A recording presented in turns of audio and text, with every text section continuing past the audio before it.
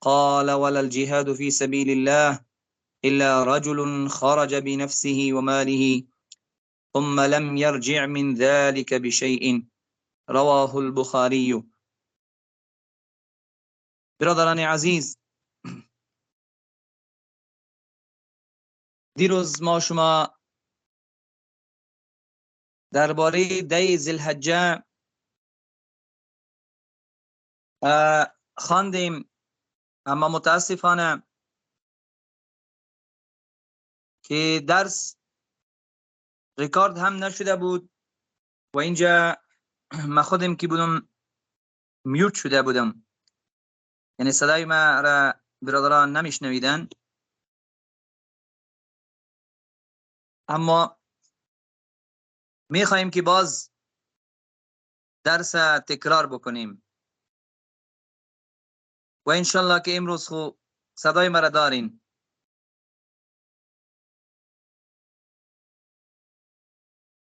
حال خود صدای ما را میشنوین برادرای محترم؟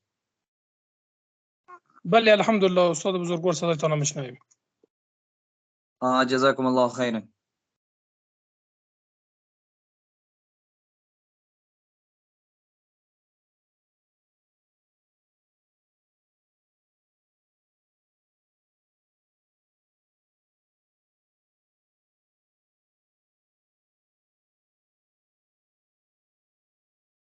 خب فضل الله رب العزت از بالای ما و شما که الله رب العزت روزها و شبهای عظیم و پربرکت را بالای ما و شما آورد و ما را زنده نگاه کرد تا این شبها و روزها را. این خاص رحمت الله عزوجل هست بالای ما و شما. چرا انسانی که عمرش دراز باشه و عمل صالح داشته باشه این بهتر و افضل هست از آن شخصی که عمرش کوتاه و عمل صالح نداشته باشه. خیرکم من طال عمله و خیرکم من طال عمره و حسن عمله. نبی صلی الله علیه و سلم می فرماید بهترین شما کسایی هستند که عمرشان طولانی و عمل صالح داشته باشند. چرا که اعمال نیک و صالحه را که انجام میتیم خود درجه و مرتبه و منزلت ما و شما به نزد الله عزوجل بالا میره. صبح انشالله روز اول ذوالحجه هست و دی ذوالحجه در شریعت اسلام از خود یک مقام دارم، یک مرتبه دارم که درباره‌اش نبی صلی الله علیه و سلم الله رب العزت بسیار زیاد گفته. این در روز موسم عبادت هست، سیزن اعمال صالحه هست و بهترین روزهای دنیا، افضلترین روزهای دنیا. نبی صلی الله علیه و سلم ما شما تاکید کرده که ما شما زیاد اعمال صالحه را انجام بدیم در این شبها و روزها. درباره فضیلت این روزها و شبها الله عزوجل خودش میفرماید و قسم میخورم والفجر وليال عشر، قسم است به صبا وليال عشر و به شبهای دگانه. دو شبهای ذوالحجه هست. عبدالله بن عباس رضی الله عنهما، امام مجاهد رحمه الله و دیگر زیاد مفسرین به می هستند که مراد از لیال عشر مراد ازش دی ذوالحجه هست. پس از این فضیلت دی ذوالحجه معلوم میشه چون که الله عزوجل قسم نمیخوره مگر به آن چیزی که بسیار به نزد الله عزوجل بزرگ و بالاتر باشه. دی ذوالحجه به نزد الله عزوجل بسیار عظمت داره، بسیار بزرگ است. از این خاطر الله عزوجل که ذاتش بزرگ است سر دی ذوالحجه قسم خورده.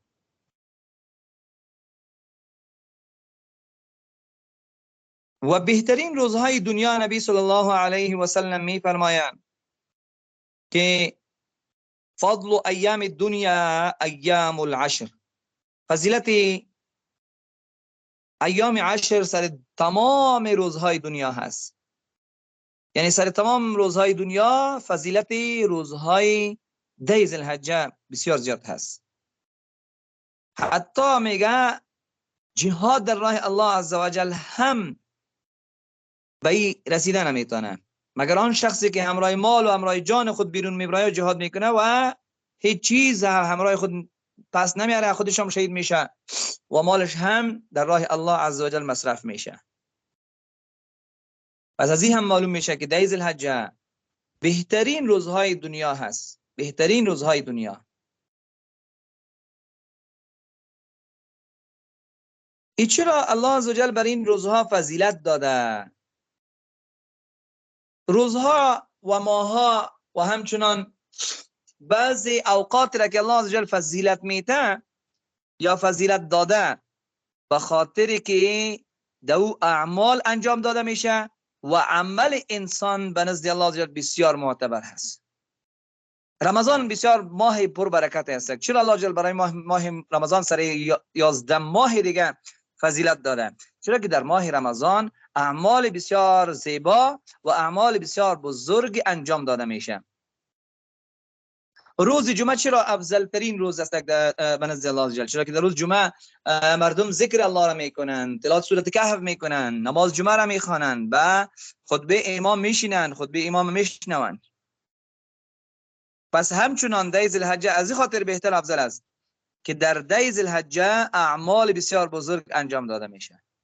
مثلا حج در همین روزها انجام داده میشه. در حج که هست در 10 ذوالحجه انجام داده میشه که حج مراسمش از 8 ذوالحجه شروع میشه تا 13 یا تا 14. تا 13 یا تا 14 روز ذوالحجه دوام میکنه اعمال حج. همچنان در 10 ذوالحجه یک روزی است که او را روز عرفه میگه. روز عرفه و عرفه آن روزی است که الله عزوجل سر ملائک بالای بنده های خود که است فخر میکنه. آن روزی است که الله عزوجل برای بنده های خود مغفرت میکنه. آن روزی است که حاجیان تمامشان در اونجا جمع میشن، به الله عزوجل عذر و زاری میکنن و الله عزوجل سرشان رحم میکنه. و روز عرفه آن روزی است که انسان اگر در روزه بگیره 1 سال قبلی و 1 سال بعدی گناهانش که است بخشیده میشه. پس ببینید در این 10 ذوالحجه روز عرفه هست که روز عرفه قدر فضیلت داره. همچنان در 10 ذوالحجه یک روزی هست که او را یوم الاضحی میگه، یعنی روز قربانی. روز قربانی که از همچنان به نزد الله جل بسیار به نزد الله جل فضیلت داره.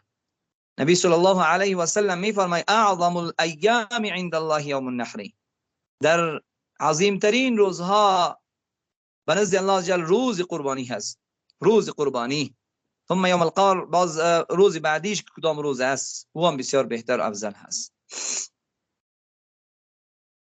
و همچنان در 10 ذوالحجه دیگه عبادات انجام داده میشه. مثلا تکبیرات تشریق خوانده میشه، مردم روزه میگیرن در این 10 ذوالحجه و دیگه هم زیاد اعمال انجام داده میشه. از این خاطر 10 ذوالحجه به نزد الله عزوجل بسیار عظیم هست. عمل صالح در 10 ذوالحجه بسیار فضیلت داره. نبی صلی الله علیه و سلم میفرماید ما من ایام العمل الصالح فيها احب الى الله من هذه الايام. نیست روزهایی که عمل صالح دو بسیار محبوب باشه و نزد الله عزوجل از این روزها کرده.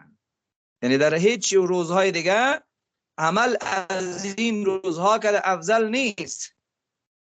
حتی صحابه فرمودن میگه قال یا رسول الله ولا الجهاد فی سبیل الله، میگه جهاد فی سبیل الله هم افضل نیست؟ قال ولا الجهاد فی سبیل الله، میگه نه جهاد فی سبیل الله هم از اعمال این روزا کرده افضل نیست.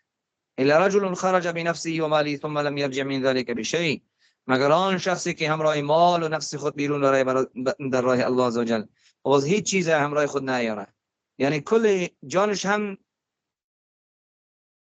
چی میکنه؟ فدا میکنه و همچنان مال خود را فدا میکنه و دیگه چیزا را که همراه خود برده باشه و کل شکی از در راه الله جل چی میکنه؟ قربانی میده. بازی که بالاتر انسان دیگه هیچ کسی نیست در سر دنیا. پس اعمال صالحه در این روزا بسیار افضل هست، بسیار بهتر هست. انسان باید زیاد کوشش بکنه، غافل نشوه و این روزا را غنیمت بدانه و از این روزا از برکتش که خود را مستفید بکنه. در این روزا انسان کدام کارها را باید انجام بده و کدام کارها بسیار مهم است که ما شما باید انجام بدیم. اول برادرای محترم، روزها که از سر صبح شروع میشن آمادگی کامل باید ما شما داشته باشیم، استقبال این روزا را بکنیم با توبه صادقه و عزم راسخ. ما شما باید استقبال این روزا را بکنیم که انشاءالله این روزا را خب نصیب ما شما شده، اگر الله جل نصیب ما کرد. پس بیاین که در این روزها به الله جل توبه بکشیم و باید از خواب غفلت خود باید بیدار شویم. باید در این در روز خوب کوشش بکنیم، خوب زحمت بکشیم تا که الله عز و جل همراه ما ناصر و مددگار باشه. پس اولین کار را که ما شو میکنیم همین که عزم قوی باید داشته باشیم و استقبال این ماه را که هست این در روز بسیار به خوبی استقبالش بکنیم، به اعمال صالحه استقبالش بکنیم، با طاعات استقبالش بکنیم. دوم برادرای محترم، بیاین که به الله عز و جل توبه بکشیم. توبه نصوحا در این ماه، در این در روز الله جل توبه بنده را قبول میکنه. در هر وقت الله جل دروازه توبه قیاستک باز است، هر وقت توبه را قبول میکنه. اما در این در روز باز بسیار الله جل خوش داره که یک بنده به الله جل توبه بکشه، رجوع بکنه و از الله عز و جل عفو و بخشش بخواهد. چرا الله جل میفرماید توبوا الی الله جمیعا ایها المؤمنون، تمامتون به الله جل رجوع بکنین، توبه بکشین ای مؤمنا لعلکم تفلحون، تا که شما کامیاب شوین. کامیابی در توبه هست. انسان از گناه پاک نیست، انسان از لغزش و از خطا پاک نیست، اما بهترین انسان آن کسی است که بعد از گناه توبه میکشه. کل بنی آدم خطاء و خیر الخطائین التوابون. هر بنی آدم خطاکار است، اگر بهترین خطاکار کسایی هستند که اونا توبه میکشن، اونا به الله جل رجوع میکنن و این بهترین سیزن توبه هستند. بهترین سیزن و بهترین موسم توبه هست. همچنان برادرای محترم، سوم عملی که در این روزا باید ما و شما جدی بگیریم وی است که خود را باید از گناه ها نگهداری بکنیم. زیاد مردمی هستند در این روزا هم فسق و فجور، غیبت و دروغ، کذب و بهتان و زیاد دیگه گناه ها را انجام میدن. اما چقدر که اعمال صالحه در این روزها بهتر و افضل است، اما قدر باز گناهش هم شدید است. کسی که در این در روز گناه میکنه اما قدر شدید الله جل امرش محاسبه میکنه. چرا در این در روز بنده های الله جل اونا عبادت الله جل میکنن، اونا طاعت الله عز و جل میکنن، و تو میگی تو گناه میکنی، تو معصیت میکنی و تو بازم در امو عیش و عشرت خود که هست مصروف هستی، الله جل باز زیاد سخت میگیره. از این خاطر باید ما شما دوری بکنیم از معصیت، از گناه ها. و والله العظیم که تمام مصیبت هایی که ما شما روبرو هستیم، تمام امتحاناتی که ما شما روبرو هستیم، همین عذاب ها را که ما شما با چشمای خود ما شما مشاهده میکنیم، این کلش که هست از تأثیر گناه هست. ما نزل بلاء الا بذنب ولا رفع الا بالتوبه. عبدالله بن عباس رضی الله میگه هر امتحانی که سر بنی آدم و سر انسان ها نازل میشه به خاطر گناه هست، و هر عذابی که از بنی آدم و از انسان ها که از رفع میشه او به خاطر توبه هست. توبه بکش به الله جل عذاب از دور میکنه. همین ما شما در قسم و گوناگون ابتلاعات و امتحانات ما شما چی هستیم؟ مبتلا هستیم. مبتلا هستیم در امتحانات مختلف، ابتلاعات مختلف. اگر کسی مثلا فکر بکنه راستیان بسیار سخت ما شما در امتحان قرار داریم، اما زیاد مردم اینطور احساس نمیکنن، باز درکم نمیتونن، فکر نمیکنن، درکم نمیتونن. اگر فکر کنیم ما شما چقدر سختی است، چقدر ما شما در امتحان هستیم، چقدر که هست ما شما از رحمت الله عزوجل دور هستیم. پس اگر میخوایی که رحمت الله عزوجل پس به طرف خود که از بگردانی، توبه بکش به الله عزوجل، از معصیت و از گناه دور شو، از معصیت و از گناه دور شو. ابن القیم رحمه الله یک کتاب نوشته کرده، الداء والدواء، مرض و دوا. الداء والدواء، مرض و دوا. مرض مثلا چیز که گفته که مرض تمام قوما چی است؟ گناه است. از سر شروع کرده، مثلا از چیز بگی از فرعون و دیگه بنی اسرائیل چرا هلاک شدن؟ به خاطر که اونا گناه میکردن، شرک میکردن. چرا قوم ثمود هلاک شدن؟ به خاطر گناه میکردن. چرا قوم شعیب علیه السلام هلاک شدن؟ چرا که اونا گناه میکردن. چرا قوم لوط علیه السلام هلاک شدن؟ چرا که اونا گناه میکردن، شرک و کفر میکردن. ما شما از اونا که به الله جل نزدیکتر نیستیم. اگر ما هم امور رقم سر گناه خود اصرار میکردیم، الله عز وجل سر ما شما عذاب خود را روان میکنه. و این ما شما دیدیم در افغانستان مردم خو تفسیرهای های مختلف میکنن، اما غیر از عذاب الله دیگه هیچ چیزی نیست. غیر از عذاب الله دیگه چیزی نیست. اما یگان وقت در عذاب الله باز گناهگار و بیگناه هر دویشان میرن. گناهگار و بیگناه هر دویشان میرن. مثلا کلانا که گناهگار بودن امرایشان اطفال و زنا که اونا مثلا معصوم بودن و گناهگار نبودن، اونا هم همراهشان رفتن. پس عذاب الهی را که جلب میکنه او گناه هست، او گناه هست. و هر رقم امتحانی که تو درش قرار داری او نتیجه اعمال تو هست، نتیجه اعمال تو هست. همچنان برادرای محترم، از جمله اعمال صالحی که در این روزها انجام داده میشه حج و عمره هست، و بهترین عمل در این روزها حج و عمره هست. العمرة الى العمرة كفارة لما بينهما والحج المبرور ليس له جزاء الى الجنة متفق عليه. عمره تا دیگه عمره را کفاره هست در مابینش.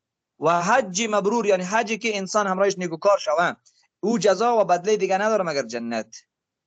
حج کسی انجام داده خوب صحیح حج. یکی خوب مثلا حج های ما شما هست که به خاطر ریا، به خاطر سمعت، به خاطر شهرت که هست که ما شما حج میریم، و به این خاطر میریم که باش تو که در پیش نام ما در اول نام ما که هست حاجی که هست بیاید. زیاد مردم به این خاطر هم که هست حج میکنن. نه، حجی که تو را نیکوکار بسازه، حجی که تو را تغییر بده، او رقم حج باز که هست چی هست؟ جزایش که هست، پاداشش که هست صرف جنت است، صرف جنت. حج مبرور چی نمیگه؟ آن حجی که مطابق هدایت رسول الله صلی الله علیه و سلم باشه، دو ریا نباشه، دو سمعت نباشه، دو گناه نباشه، دو دیگه مثلا فسوق و فسق نباشه. پس در این در روز حج و عمره انجام داده میشه. روزه از جمله اعمال صالحه هست که در این روزها بسیار فضیلت داره. ببینین اینطور خاص حدیث درباره روزه نامده که شما روزه بگیرین یا نبی اسلام روزه میگرفت، اما عام حدیث آمده که این نبی اسلام میفرماید عمل صالح در این روزها به الله بسیار محبوب تر هست. پس روزه هم از جمله اعمال صالحه هست. انسان اگر روزه بگیره مثلا از اول ذوالحجه تا دوم ذوالحجه بسیار افضل است، بسیار فضیلت داره. اما یک روزه عرفه هست. روزه عرفه باز الله نبی علیه السلام دربارش که از خاص حدیث گفته. نبی صلی الله علیه و سلم میفرماید صیام یوم عرفه احتسب علی الله ان یکفر السنه التي قبله والتي بعده. روزه عرفه من میگه گمان دارم و یقین دارم که الله جل یک سال قبلی و یک سال بعدی گناه ها را ببخشه. سبحان الله، یک روزه میگیری الله جل یک سال گناهان قبلی و یک سال گناهان بعدی تا چی میکنه؟ میبخشه. پس ببینین اول خب باید تمام در روز ذوالحجه روزه بگیریم. اگر تمام روزا رو گرفته نمیتونیم، یک روز خب باید حتما باز بگیریم. باید آمادگی باید داشته باشیم به روزه عرفه. بسیار فضیلت داره، چرا که ما شما بسیار گناهگار هستیم. بیایی که گویی که امی گناههای خود را که هست اکثر امی روزه سر الله جل ببخشیم. و همچنان برادرای محترم، نماز، صدقه و خصوصا نوافل در روز بسیار زیاد فضیلت داره. نبی علیه السلام میفرماید و ما یزال عبدی یتقرب الی بالنوافل حتی احبه. میگه همیشه یک بنده به من نزدیک میشه به نوافل تا که من او را محبوب میدانم. نوافل چیزی است که انسان به الله جل محبوب میگرده. و غیر از این برادرای محترم، تکبیرات گفته میشه، تکبیرات تشریق که از روز اول ذوالحجه شروع میشه تا روز 14 ذوالحجه، یعنی روز 4 عید تا وقت تکبیرات تشریق خوانده میشه. الله اکبر، الله اکبر، لا اله الا الله، الله اکبر، الله اکبر ولله الحمد. نبی علیه السلام میفرماید فاکثروا فیهن من التهلیل والتکبیر والتحمیل. شما در ده ذوالحجه میگه زیاد تهلیل یعنی لا اله الا الله را بگوین، و التکبیر تکبیر بگوین، و التحمید و تحمید بگوین. و این باید به زور خوانده شود، جهرا خوانده شود. ابو هریره رضی الله عنه روایت میکنه، بخاری روایت میکنه، میگه عبدالله بن عمر و ابو هریره رضی الله عنهما هر دویشان به بازار میبرآمدن در عاده ذوالحجه و تکبیر میخواندن و مردم هم همراهشان تکبیر میخواندن. حالا خب ببینید متاسفانه ذکر و اذکاری که خفیه آمده ما شما او را به زور میخوانیم. مثلا الله الله، این ذکر که چی آمده؟ ذکر که است خفیه آمده، اما ما شما این را به زور میخوانیم در مساجد، در لاسپیکر میخوانیم. اما ذکری که شریعت گفته که به زور بخوانیم، باز در اونجا زبان ما که حتی حرکت نمیکنه و از زبان ما شما این چیزی نمیبراید. این رقم باید نباشه. در این تکبیرات باید به زور خوانده شود. الله اکبر، الله اکبر، لا اله الا الله، الله اکبر، الله اکبر ولله الحمد. عمر رضی الله عنه میگه در امو قبه یک جای است در مسجد که اذان در اونجا داده میشد، میگه عمر رضی الله عنه اونجا میگه تکبیرات را میخواند با صدای بلند. مردم در بازار میشنویدن و در راه میشنویدن، مردم هم تکبیرات میخواندن، تکبیرات میخواندن. و این رو ببینید زنها هم خوانده میتونن در خانه های خود. و این ضرور نیست که بعد از نماز فرض خوانده شود، بعد از نماز هم خوانده میتونیم و غیر از نماز در دیگه جا، مثلا در راه روان هستیم خوانده میتونیم، در شعبه خود مثلا هستیم، در درس خود هستیم یا در دیگه جای مطالعه میکنیم خوانده میتونیم. هر جایی که باشیم اونجا خوانده میتونیم. همچنان از جمله اعمال نیک و صالحه در این روزها صدقه هست. صدقه، چرا که الله عزوجل صدقه را در این روزها قبول میکنه و او را ثوابش بسیار زیاد میکنه. رکی هم از جمله اعمال صالحه هست. یا ایها الذين آمنوا انفقوا مما رزقناكم من قبل ان ياتي احدكم من قبل ان ياتي يوم لا بيع فيه ولا خلة ولا شفاعة والكافرون هم الظالمون. ای مؤمنان میگه شما انفاق بکنین از آن مالی که ما برای شما دادیم قبل از این که سرتان یک روزی بیایم که دون بیع باشه، نه دوستی و نه رفاقت و نه شفاعتی که قبول شود و کافرها همون ظالم هستند. پس نقصه چیز صدقه باید بتیم در این روزها. غیر از این برادرای محترم، بر الوالدین، قرائت قرآن، صله رحمی، افشاء السلام و همچنان دعوت کردن برای برادر محترم و اصلاح بین الناس و امر بالمعروف و نهی عن المنکر و حفاظت زبان و حفاظت فرج و احسان همراه همسایه و دیگه هم زیاد اعمال صالحه که باید ما شما در این روزها باید انجام بدهیم. الله عزوجل ما شما را توفیق بده تا که از خیر و برکت این روزها ما شما محروم نشیم و الله عزوجل که است ما شما را در این در روز ذوالحجه ما شما را مغفرت بکنه. همین توبه میکشیم که یا الله گناهان ما را ببخش، ما زیاد گناهکار هستیم. یا الله گناه بزرگم از ما شده، گناه کبیره، گناه صغیره هم ما انجام دادیم. یا الله همه ایشان را برای ما ببخش. یا الله ما را از گناه ها پاک بکن. یا الله دل ما را که است، دل ما که به وجه گناه ها سیاه شده، یا الله دل ما را صاف کو. یا الله دل ما را پاک کو از گناه ها. یا الله مثل که در حدیث رسول الله صلی الله علیه و سلم آمده که التائب من الذنب كمن لا ذنب له، توبه کننده او میگه از گناه اینطور است که بیخی گناه نکرده. یا الله ما را امیر رقم بگردن، چرا که بل الانسان علی نفسه بصیر، هر انسان سر نفس خود که هست چی است؟ سر نفس خود بصیر هست، خودش میفهمه که من چقدر گناه دارم. ما از گناهان شما خبر نیستم، شما از گناهان ما خبر نیستیم، اما هر کدام ما که هست خبر هستیم که ما چقدر گناه کردیم. از این خاطر باید توبه بکشیم در این روزها. والله این در روز است اینطور تیر میشه که باز ببینین یک روز ما شما باز شاید عید تبریکی مثلا تبریکی عید را با یکی دیگه خود شاید بتیم، چرا که در عمر برکت نمانده، عمر بسیار زود تیر میشه. یک هفته رقم تیر میشه مثل یک روز داره. اون روز جمعه بود، یک آل باز این صبح نه دیگه صبح باز جمعه هست. به حد زیاد که است زود تیر میشه. اما حدیث که است آل صدق میکنه، چرا که آخر الزمان هست. در آخر الزمان که است چی هست؟ وقت که است برکتش ختم میشه، زمانا نزدیک میشه، کوتاه میشه. پس الله عزوجل را ما شما سوال میکنیم که الله جل ما شما را ببخشه و الله جل اولادای ما شما را که است نیک صالح بگردانه، فامیل و عیال ما شما را که است نیک صالح بگردانه. الله عزوجل مثل که در این دنیا ما شما همراه یکی دیگه خود محبت داریم، دوستی داریم و به خاطر رضای الله ما شما جمع میشیم در اینجا. الله جل ما شما را میرقم در آخرت در جنت ما شما را جمع بکنه. و صلی الله تعالی علی خیر خلقه محمد و آله و اصحابه اجمعین. السلام علیکم و رحمت الله و برکاته.